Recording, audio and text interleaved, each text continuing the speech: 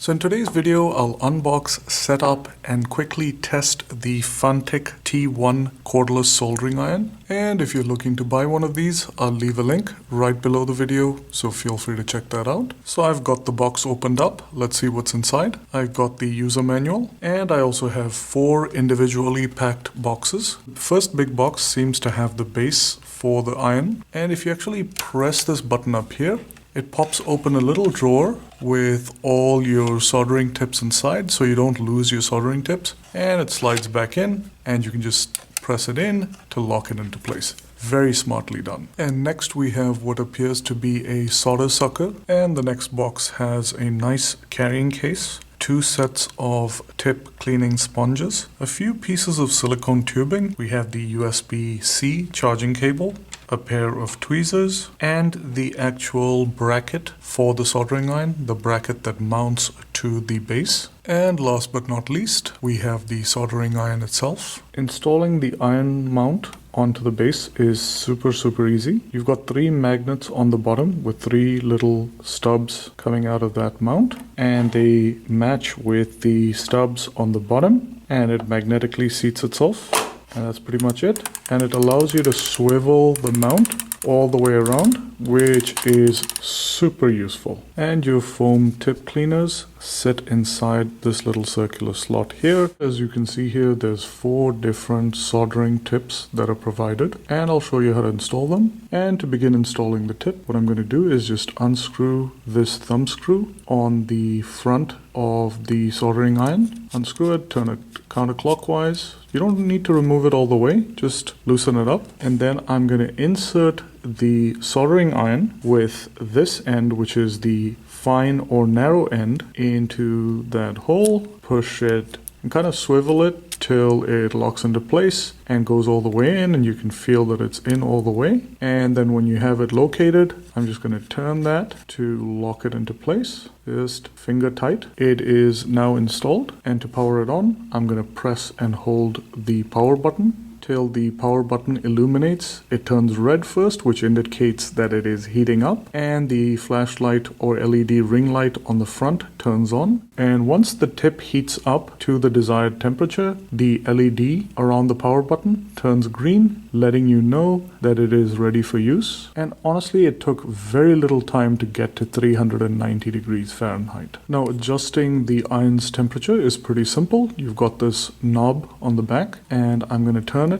through each of its notched stops. And in fact, I'm going to set it to 750 degrees, which is generally where I set most of my wired or corded irons. And as you can see, in very few seconds, it went from 390 degrees Fahrenheit all the way up to 750 degrees Fahrenheit. And by the way, in case you're wondering, this is now really hot, so please be careful with this. And the first thing I like to do with all my soldering irons as soon as I get them is to tin the tip. And I'm going to go ahead and just give it a touch of solder to tin that tip. And you want to tin both sides, and that's always a good practice. And I'm going to clean it off. So folks, I've now tinned the tip, and it is now ready to go. So let's test it out to see how it performs. Now I have it at 750 degrees Fahrenheit, and I'm going to do a little bit of a test and tin these pads up here. So let's see how that works out. Seems to be doing a really good job of it. Very easy to tin these pads. I mean, just a lot of good solid heat delivery, and it's doing a fantastic job. I have to say, I'm really impressed by how this is doing, especially for something that's cordless. It did a really nice job of those solder joints. Very impressed with this. And let's tin a few more pads so you can see how well it performs.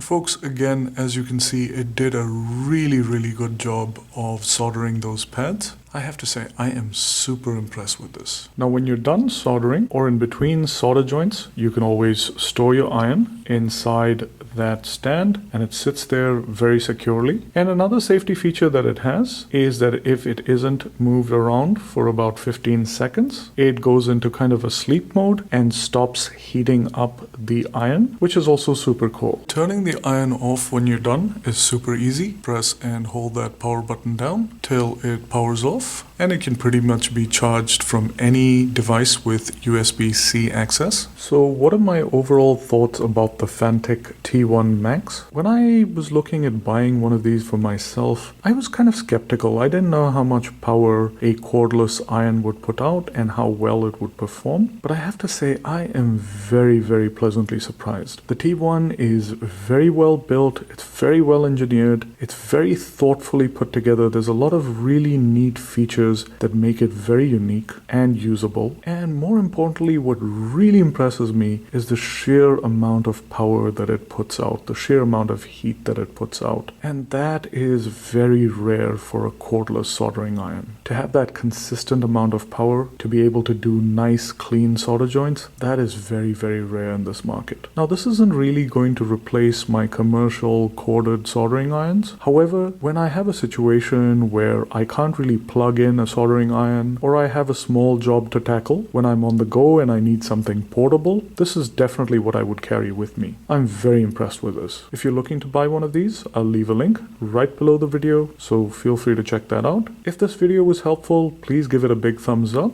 and please also consider subscribing to my channel for more reviews, unboxings, and how-to videos. Thanks for watching, and see you next time.